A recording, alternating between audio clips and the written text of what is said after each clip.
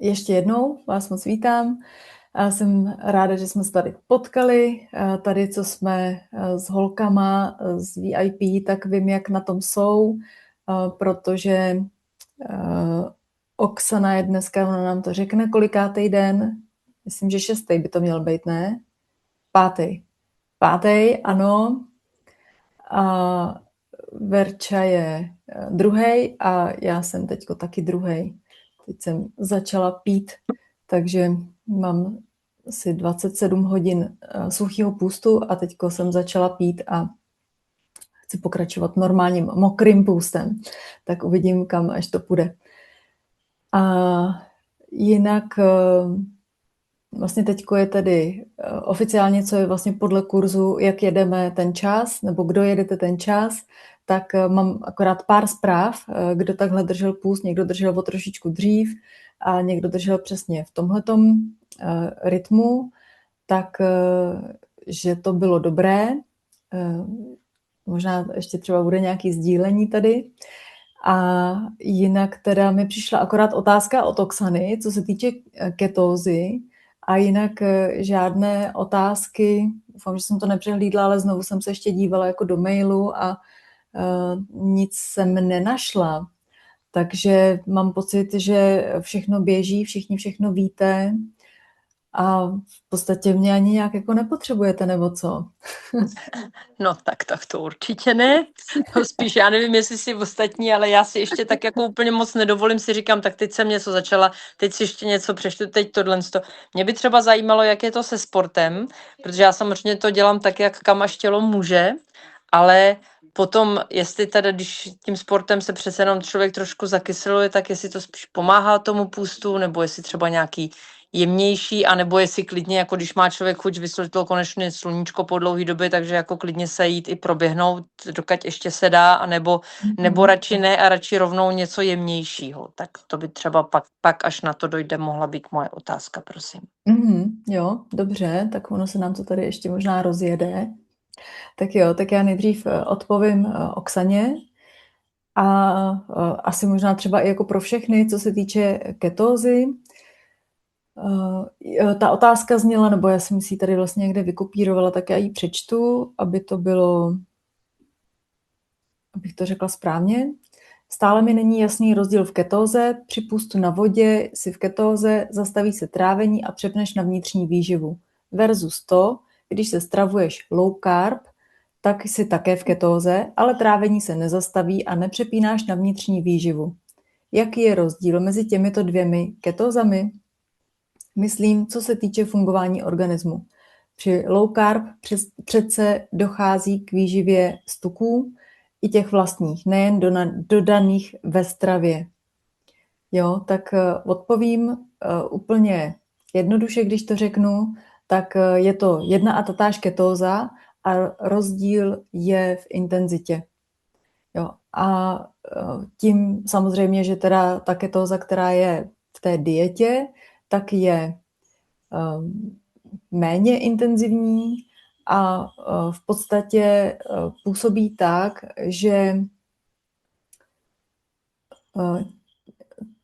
ta má takzvaný anabolický proces, nebo tam je ten anabolický proces. To znamená, že ta ketóza není tak intenzivní, tělo přijímá energii z těch tuků, které jsou teda ze stravy a ten styl je spíš jako opravuje a buduje. Jo, buduje prostě prostředí těla, svaly, opravuje organismus. Jo, a co se týče té low carb, tak tady jsem si to ještě radši taky vypsala, abych to, vám to řekla správně, jsme tady něco otevřelo. Jo, takže ještě jednou se vrátím k té ketóze, která je ta low carb. Trávení funguje normálně, tělo tráví přijatou potravu, sice nízkosacharidovou, ale nutričně bohatou, to znamená na tuky a bílkoviny. A tělo zároveň spaluje, protože vlastně ten příjem je nižší a přijímáme tuky a sachary a bílkoviny, tak tělo zpracovává tuky a bílkoviny, které přijímá ve stravě a přijímá i ty, které jsou teda toho těla, to znamená, přitom vlastně člověk hubne, to jsou ty ketodiety, tímto slavné. A je tady důležitá hormonální hladina, je nízký inzulín, ale stále přítomen, reaguje na bílkoviny a zeleninu. To je dostatečné pro udržení ketózy, ale zároveň je tělo tak jsem to spletla, v anabolickém režimu. Já jsem vyměnila jenom ty pojmy, tak je to anabolický režim, který opravuje, nepřestává opravovat tkáně. Jo, pořád prostě opravuje, buduje. A intenzita ketózy, hladina ketonů je nižší a stabilnější. To stačí pro fungování mozku a těla, ale není to nouzový stav. Metabolismus je flexibilní, využívá tuk z talíře i z těla.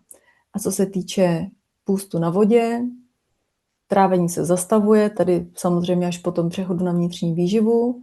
A tělo neprodukuje trávící enzymy, což šetří obrovské množství energie.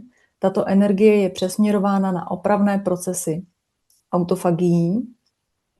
Zdroj energie pro tělo je tedy 100% z vnitřních zásob a tělo musí spalovat pouze vlastní tuky.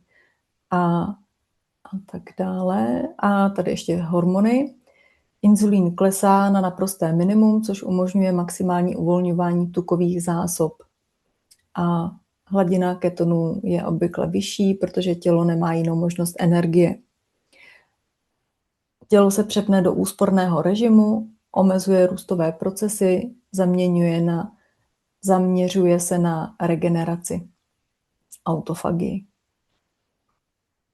Ono je to vlastně opravdu podobný, akorát rozdíl je v té intenzitě. Takže i při té ketóze v low carb vlastně se taky to tělo opravuje zároveň. Ne v takovým, jako v tak velké intenzitě, ale stejně je to jako stejný princip. Jo. Je to vlastně úplně stejný princip, jako když člověk drží přerušovaný půsty, jo, že vlastně přerušovanými půsty, když bude někdo jíst těch 16-8 a někdo bude jíst nezřízeně, chtěla jsem nějaké elegantní slovo, nezřízeně, tak a bude třeba držet jednou za rok 5 dní nebo týden, tak ten člověk, který bude na těch přerušovaných půstech, tak bude mít lepší výsledky, než ten, který má sice jakoby jednorázově hlubší účinek půstu, ale ten člověk, který je na těch přerušovaných půstech, tak vlastně vstupuje do té nižší hladiny té ketózy, dejme tomu, když to takhle nazvu, ale častokrát opakovaně a získá z toho stejný, ne lepší výsledky, spíš jako lepší výsledky. Super, děkuji.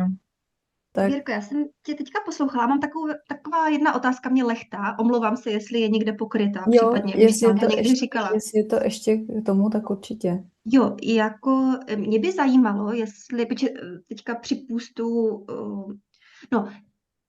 může nastat případ člověka, který je třeba velmi štíhlý, nemá moc tukových zásob, je tam někde jako,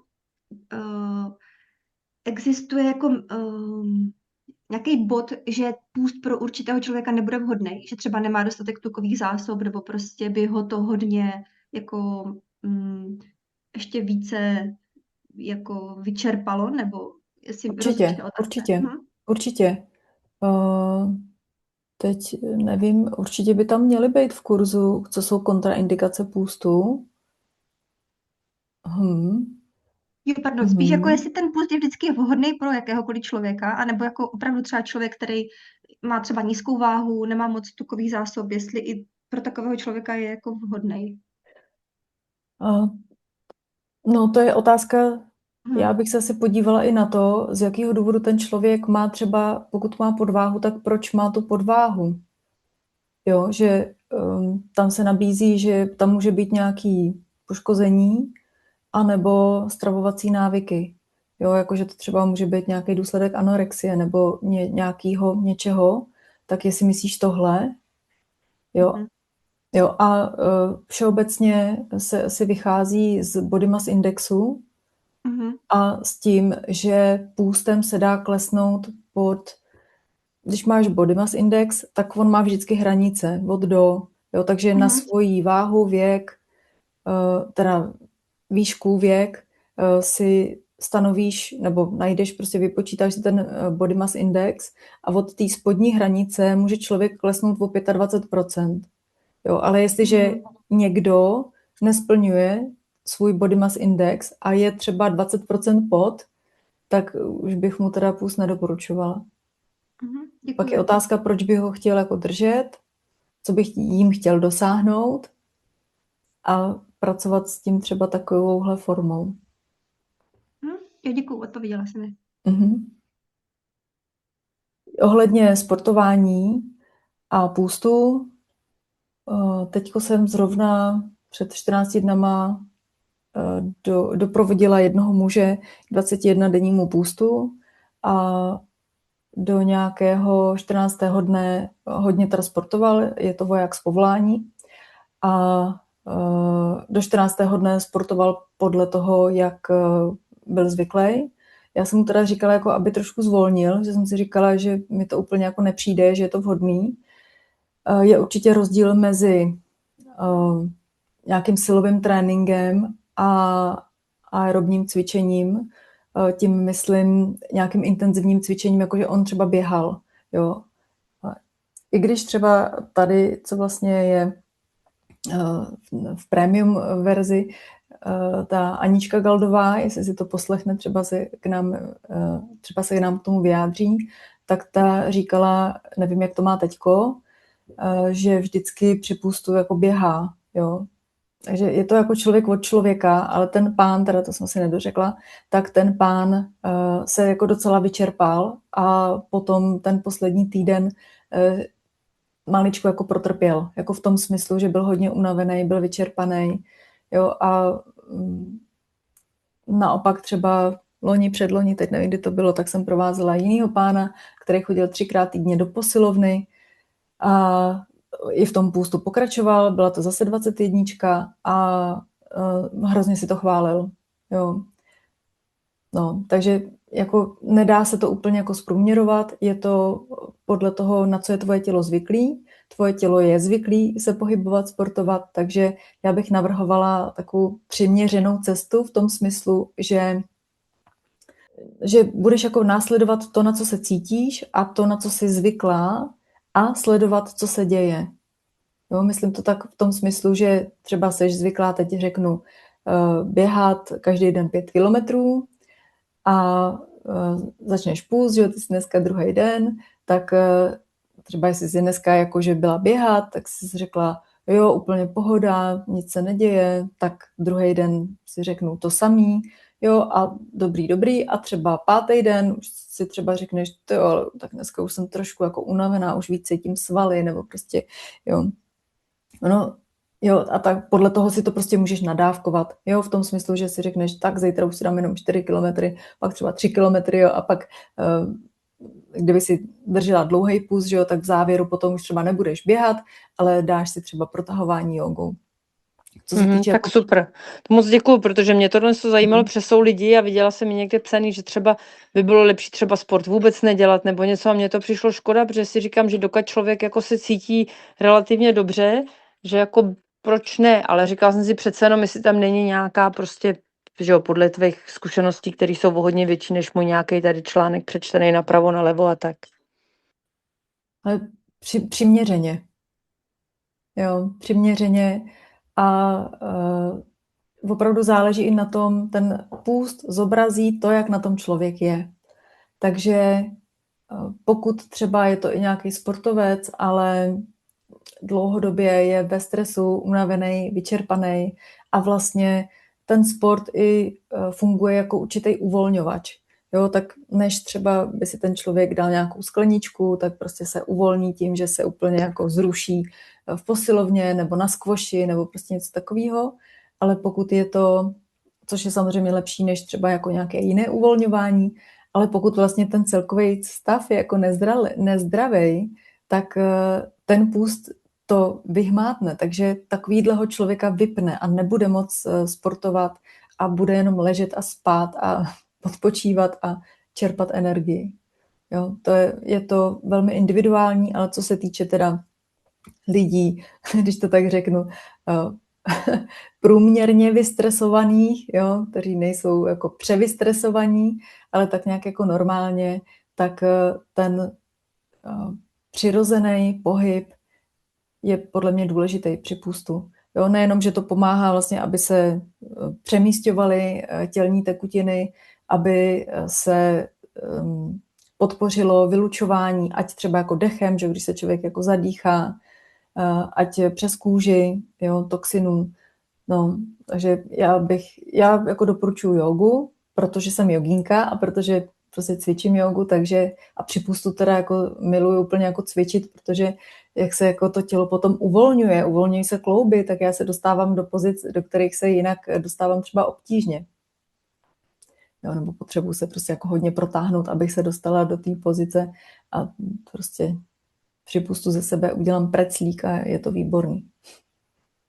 Jakože si třeba zamotám nohy, tak jsem myslela ten preclík, nemyslím teď na jídlo. Pojďte, prosím, využít toho, že jsem tady. Pojďte se zeptat na jakoukoliv otázku. Já bych se chtěla zeptat, ale není to úplně na tebe, Věrko. Já bych se chtěla zeptat ostatních, jaký si zvolili půst nebo formu půstu a jak jim to šlo, jak se u toho cítili.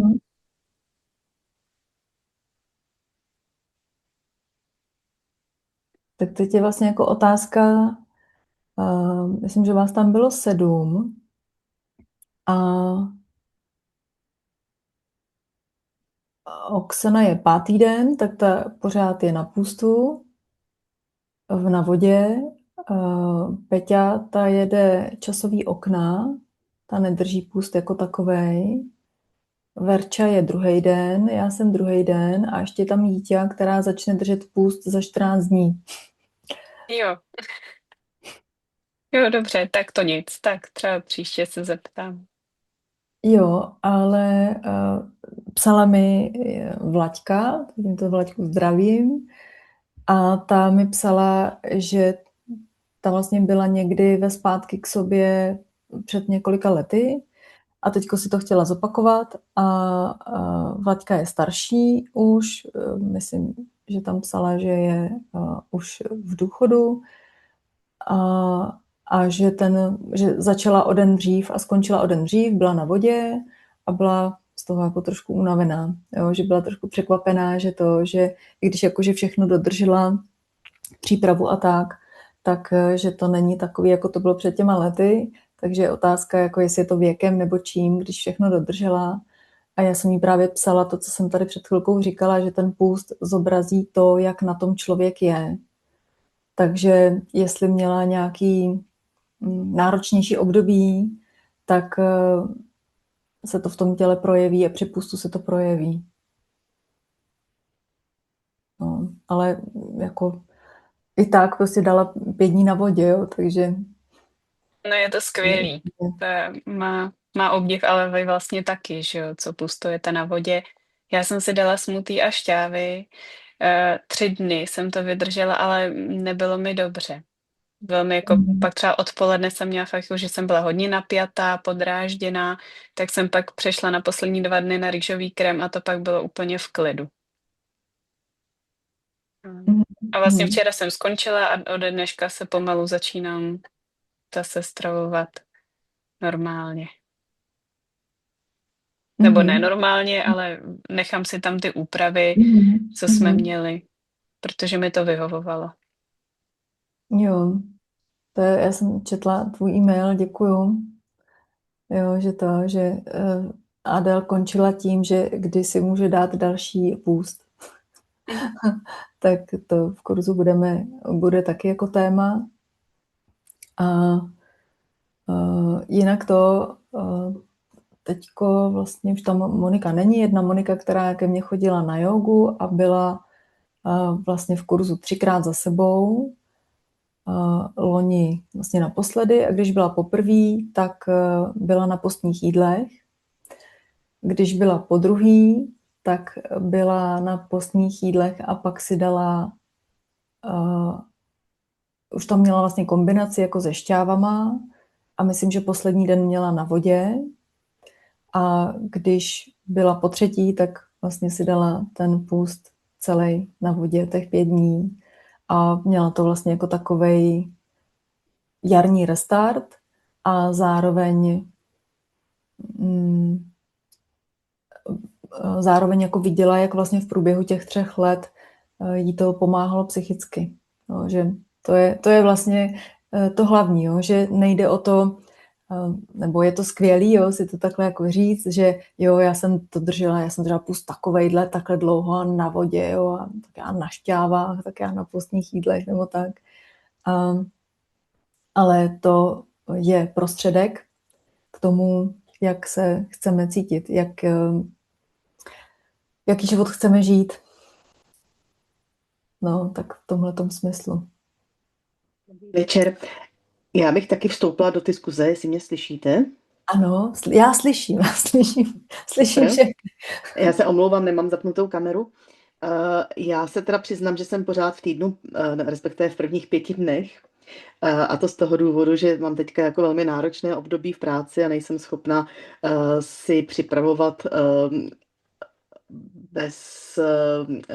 jídlo bez živočišných bílkovin, případně dokonce bez lepku. Nicméně těch 5 dní, prvních 5 dní, nebo pravidla těch prvních 5 dní dodržuju. Uvidím, jestli se posunu dál nebo ne. Navíc já mám ještě před sebou pár víkendů, kdy jsem mimo a tím pádem jako stravu vůbec nejsem úplně schopná ovlivnit. Nicméně já bych se zeptala na jednu otázku, která nevím, jestli s tím úplně souvisí. Souvisí s pohybem, se sportem, kdy vlastně se doporučuje pro optimální spalování mít tepovou frekvenci zhruba kolem 120-130 tepů za minutu.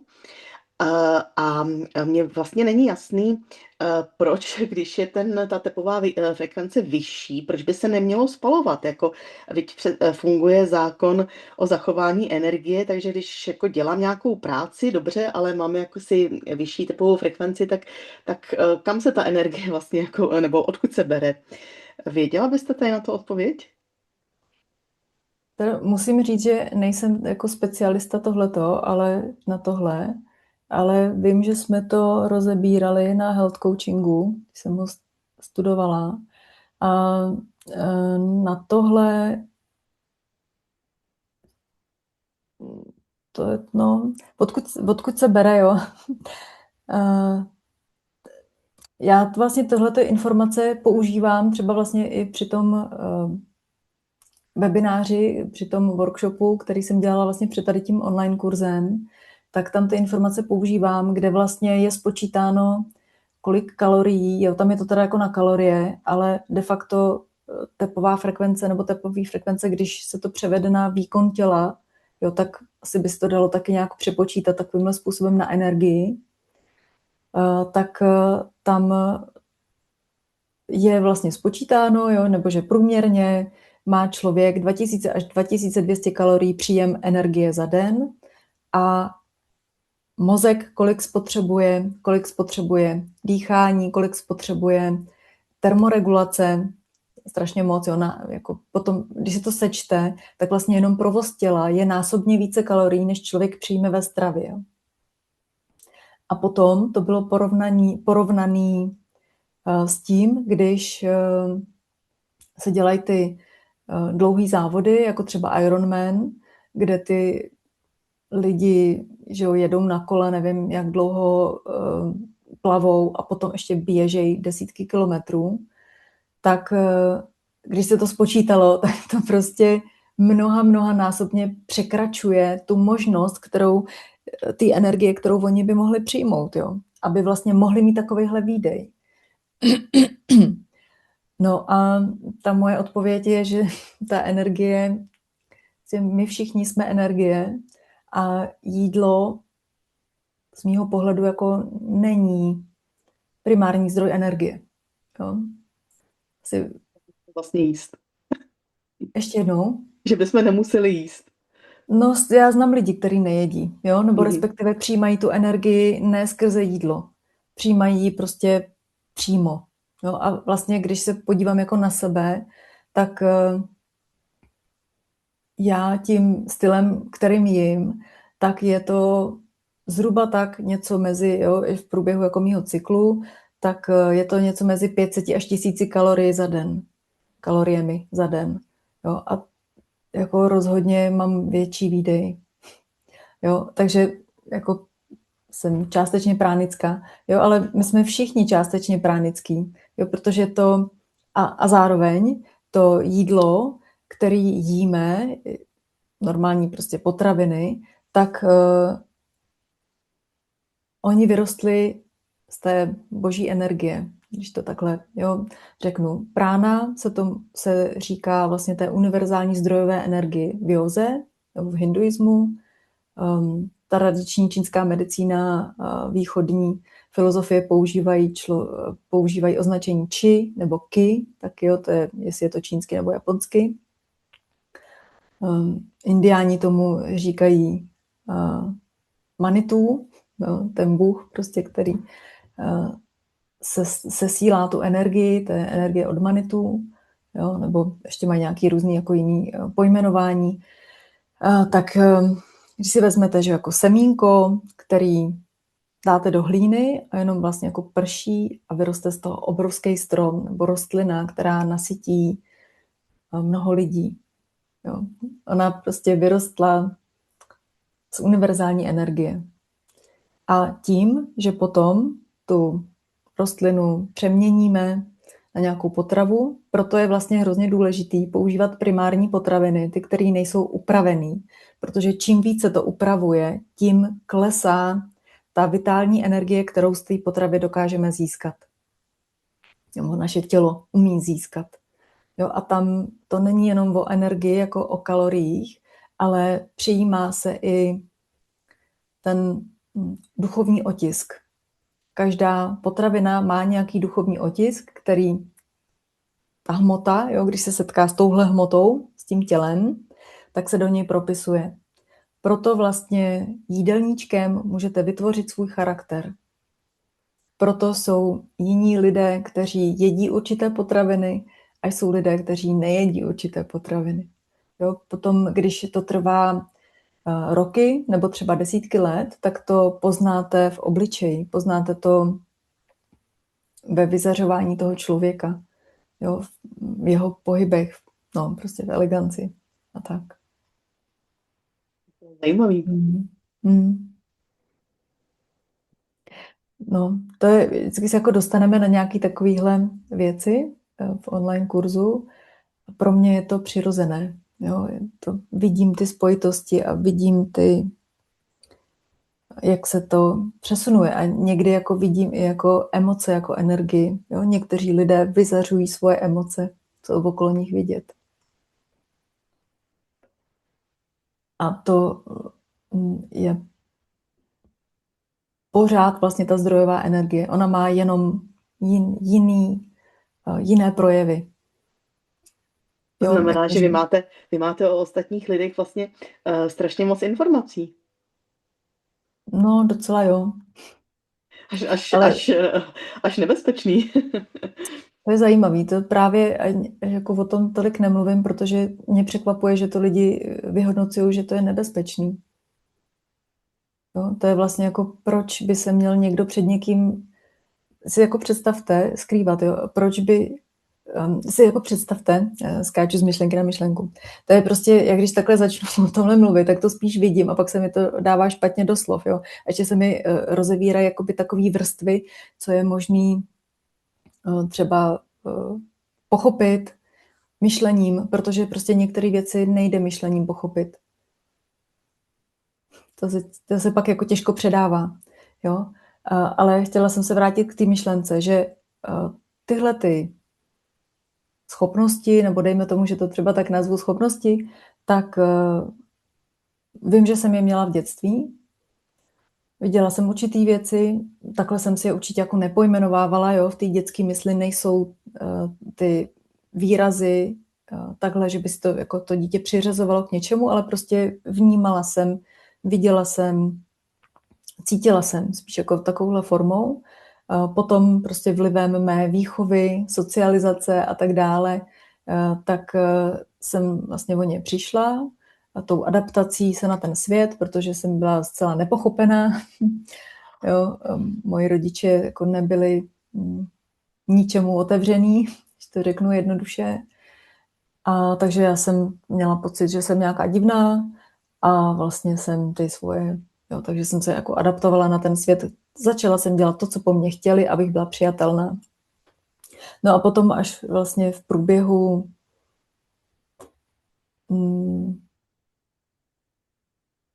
no, řekla bych, že půsty byly, jo, pak jsem začala někdy v 26 osobní rozvoj, jo, tak tam už jsem se začala vracet k sobě, zpátky k sobě, ale ty půsty, to bylo potom, to byly kvantový skoky. Prostě, jo, a to, co jsem vlastně popisuju v tom e-booku zdarma, který mám na webu, tak při tom 8denním půstu vlastně jsem zažila, to byly přesně ty pocity, že jsem jako sama sebou, dokážu odmítnout věci laskavým způsobem, který jako nechci, a dokážu říct si o to, co chci, jo, a tím, že je člověk v souladu, v harmonii sám se sebou, tak nevytváří konflikt ve venkovním světě.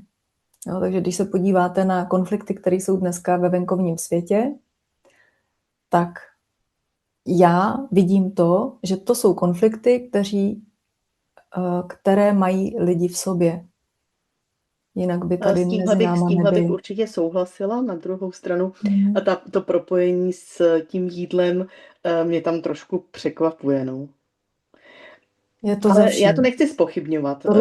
Spíš je to pro mě nové. Ano. Tohle je všeobecný princip, který platí na všech úrovních. Je to v umění, jo, jako opravdu je to ve všem je to. Jo, prostě určitá hudba prezentuje určitou úroveň vědomí. Jo, tam to fakticky, jo, můžu říct, že to je skrze tu vibraci. Dá se změřit, na jaký úrovni vibruje klasická hudba, třeba Mozartova, jaký spouští odezvy v mozku. Dá se, jo, nebo třeba to, co dělal pan Masaru Emoto, že fotil ty krystaly vody, jo, tak jak vypadá voda, která je zharmonizovaná touhle hudbou nebo tamhletou hudbou. No a když si to jako takhle vezmete, tak jaké vnitřní uspořádání má člověk, který napsal klasickou hudbu nebo poslouchá klasickou hudbu, a jaký vnitřní uspořádání má člověk, který poslouchá techno nebo heavy metal nebo něco takového. To je, jo, a podívejte se jako na to, jak se ten člověk jako profiluje ve svém životě, jaký má hodnoty, včetně toho, jaký potraviny preferuje.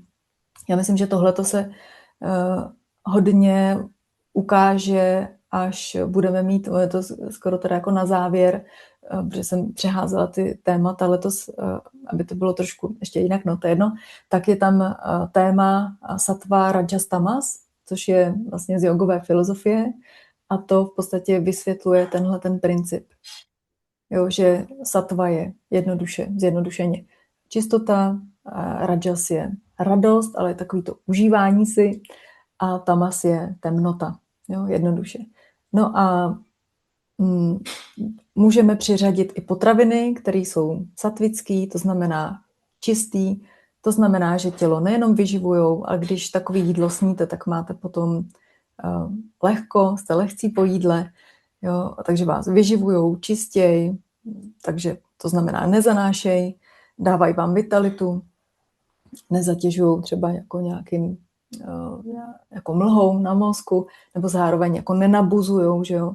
Jo, pak potom rajas, to jsou potraviny, které právě třeba jako nabuzujou, patří tam hodně jako koření, jo, že takový to požitkářství. No a pak jsou potraviny, které jsou tamasický, které vlastně člověka stahujou jeho energii. Poznáte to podle toho, když třeba takové jídlo jíte, tak potom odpadnete. Jo? Je to jakoby těžké jídlo, těžce stravitelný. Patří tam třeba maso, patří tam zpracovávané potraviny, průmyslově zpracované potraviny. Patří tam víc potravin, je to tam prostě jako rozepsaný. Takže tohle to je, jak v potravinách, tak ve všech dalších oblastech života. A kdyby lidé, jo, kdyby tak lidé byli, já jsem to vlastně nedopověděla a hodně se mi to otevřelo těmi půsty, že jsem začala vnímat stravu, energii lidí, jo, až pak to došlo třeba až na nějaký vhledy do nějakých situací, do budoucnosti, do minulosti, jo, tak. No a kdyby to takhle měli všichni, tak koho by to ohrožovalo? Jo. Že vlastně proč by někdo potřeboval něco skrývat? A nebo proč by někdo měl nechtít, aby o něm někdo něco věděl? Jo, když vlastně, jak mohli být dříve lidé telepatičtí? Jo, možná to zažíváte, že s někým telepatická třeba jste, jo, že víte, že když na někoho pořád myslíte, tak on na vás taky myslí. Jo, zavoláte mu a řeknete, já jsem na tebe myslela, a on řekne, jo, já jsem na tebe taky myslela, nebo jo, takovýmhle způsobem. No, protože to je nějaký napojení, jo, a tohleto máte s nějakýma jednotkama lidí třeba, no ale je taky možný jako to mít se všema lidma. No, nebudu to tady rozvíjet jako filozoficky, ale kdyby tak se lidé nepotřebovali ochraňovat před někým, protože by nebyl nikdo, kdo by někomu jinému chtěl ublížit. Jsem myslela to, že to je nebezpečné, nebo že tyto schopnosti jsou nebezpečné právě proto, že kolem nás je spousta lidí, kteří nejsou dobří. Jo. A to já si zase myslím, že jsem jako optimista relativně, ale tohle se asi zpochybnit nedá, no, že ne všichni lidé jsou dobří. Ano, s tím souhlasím. A na druhou stranu já takového člověka dokážu rozeznat. A takovému člověku takovéhle věci říkat nebudu. Nemám vaše schopnosti, ale myslím si, že některé nedobré lidi umím rozeznat taky. Jasně. Možná ne s takovou jistotou, ale... Někteří to mají napsané na čele. Ano. Jo, a neříkám jako, že to je 100% nebo tak, jo, ale jo, poslední roky už to tak jako funguje. A funguje to i, že nejenom nějakým lidem se třeba vyhnu, ale jo, nejenom jako, že bych s nima je rozeznávala a musela se před nima nějak chránit, nebo jo, ale vlastně já se do té situace, do toho kontaktu s nima třeba jako nedostanu. Jo, a třeba i mám něco domluveného, nebo chci jít na nějakou akci, kde je nějaký člověk něco a z nějakého důvodu se tam nedostanu a pak se dozvím od někoho známého nebo prostě od někud, že vlastně se tam stalo něco takového a tohle a já si říkám, to jako že jsem tam nebyla. No, tak pak to funguje vlastně takhle, jo, že ten ochranej, tu ochranu, kterou člověk má, jsem chtěla říct štít nebo val, tak už to nemusí to být jako, že já to vědomě neřídím. Já se s tím spojím a nebo jsem s tím spojená a ono to tak funguje. Jo, tady vlastně Peťa, co je, tak jsme loni byli spolu ještě s dalšími 2 ženami v Provence a než jsme odjížděli, tak já jsem dělala takovej malinký rituálek, který vlastně spočíval jenom v tom, že jsem prostě řekla nějaké věci, které nebyly to nějaký formule, nic, prostě jo, jenom jako jsme se chytli za ruce, nebo už přesně nevím, jak to bylo, myslím, že jsme se chytli za ruce a já jsem prostě udělala takový požehnání té cestě, jo, a zároveň, co bychom si přáli a že přijíždíme v míru, že přijíždíme s úctou k Francii, k obyvatelům, k těm místům, která budeme navštěvovat a aby pokud by byly nějaké nepříjemnosti nebo komplikace, jestli by se nám mohly vyhnout, anebo se zobrazit v předčasu, aby jsme se mohli nějak zařídit, adaptovat, nebo prostě se jim právě vyhnout. A ještě dělám to, že když jezdím autem, tak jezdím ve světelném tunelu. Jo, že si prostě vizualizuju, a už to mám automaticky, jo, to už funguje roky, jo, to není tak, že si sednu do auta a teď, jo, počkej, vlastně chtěla jsem říct, že jedu ve světelném tunelu, takže si ho představuju. to už se děje automaticky v tom smyslu, že mě to jako ochraňuje před ostatními auty a zároveň mě to ochraňuje před tím, abych já něco udělala. No a fungovalo to dobře. Jo, a tím chci říct, že takovýmhle způsobem do určitý míry může pracovat každý. Když si uvědomujete, jo, třeba v tomhletom smyslu, kdo jste a co od druhých žádáte, třeba při návštěvě cizí země, tak zastavit se, vyjádřit úctu, poděkovat za to, že tam můžete, že vás přijmou.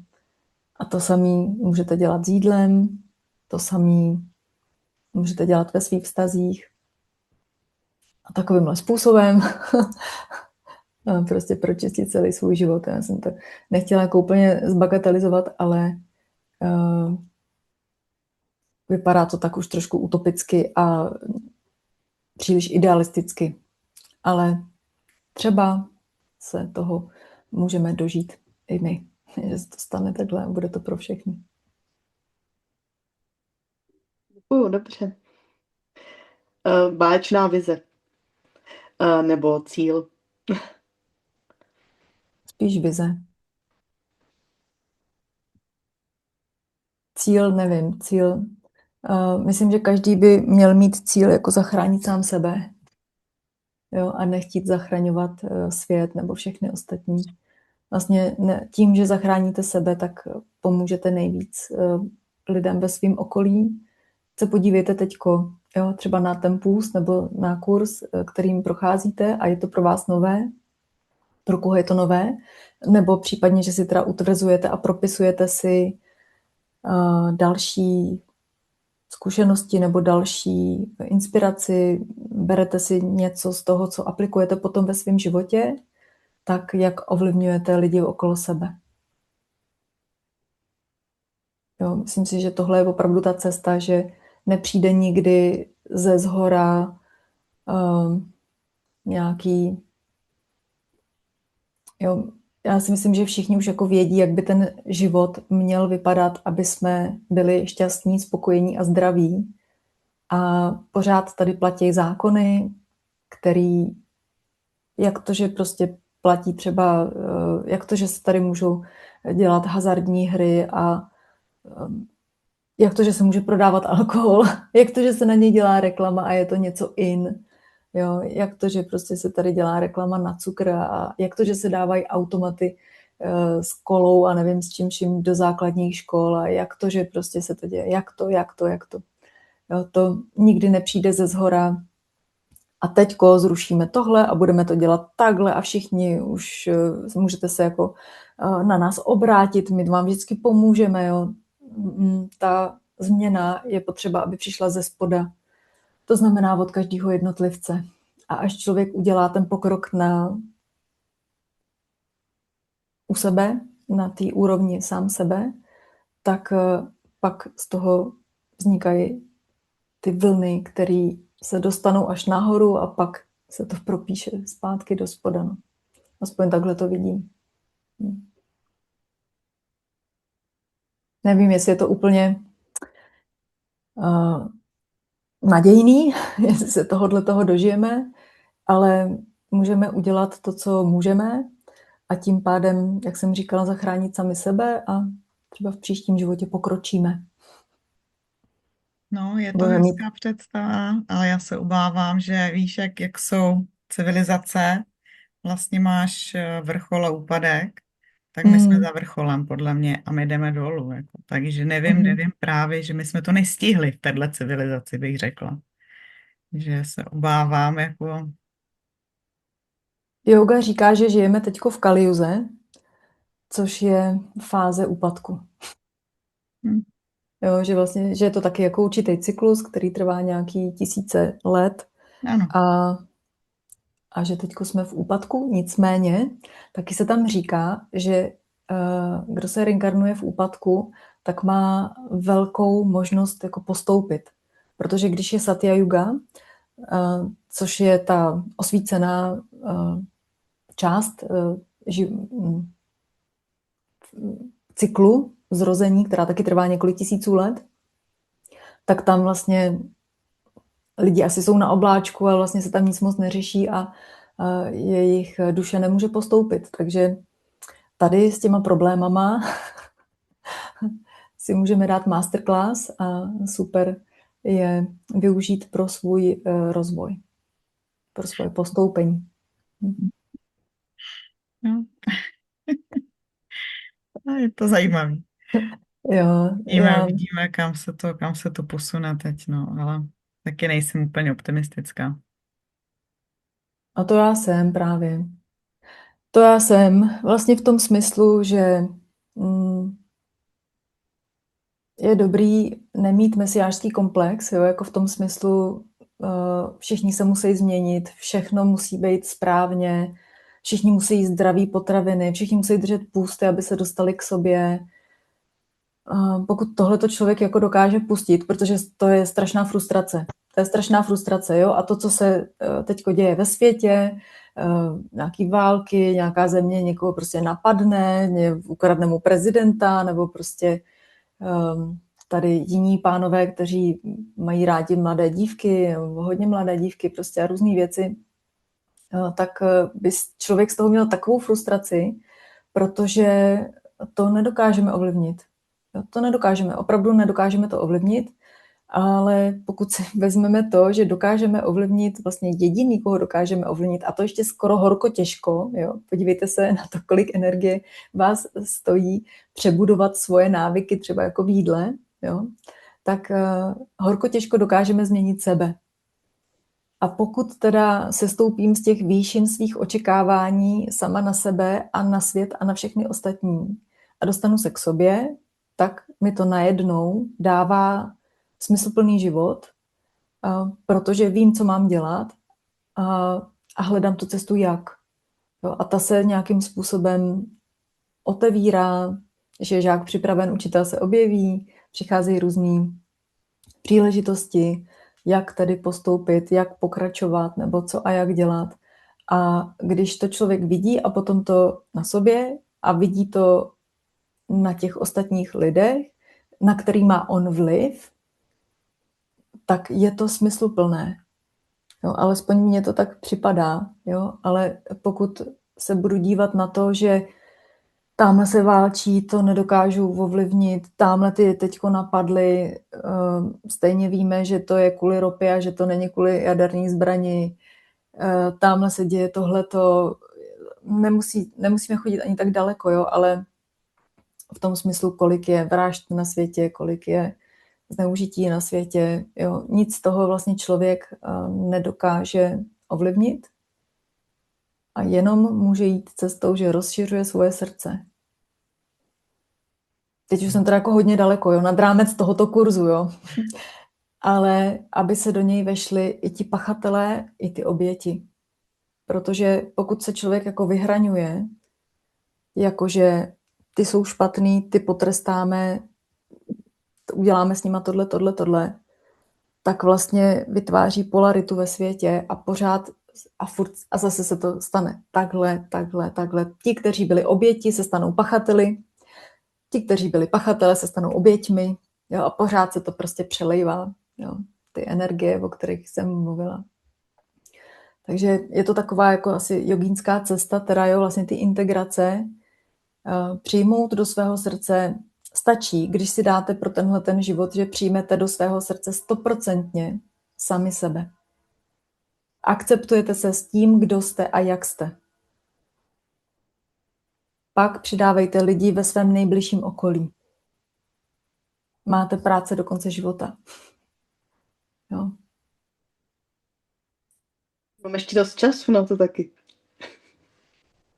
Jo, čas je nekonečný. Dobře, tak prosím vás, je 8 hodin a má ještě někdo otázku k půstu, ke kurzu? Já teda jsem ráda, že jsme se dostali tady na tu linii, jo, že alespoň mám ten pocit, že je to nabuzující, že je to inspirativní, že je to motivační přes to všechno, co se tady okolo nás děje a v čem žijeme. Jo, tak snad to tak bude pochopeno. a přijato. Jo, ale jinak teda bych se vrátila teďko, jestli ještě někdo má nějakou otázku k půstu nebo ke kurzu. A jinak bychom ukončili, že 8 hodin, tak abyste měli a jsem měla večer a já musím nějak zjistit, jak to ukončím. Tak já bych Vysílání. ještě jednu krátkou, Mhm. bych se vrátila ještě k Adéle k otázce, že Mhm. za mě právě, nebo pro mě je o hodně horší být jako v půstu na šťávách, než v půstu na A, vodě.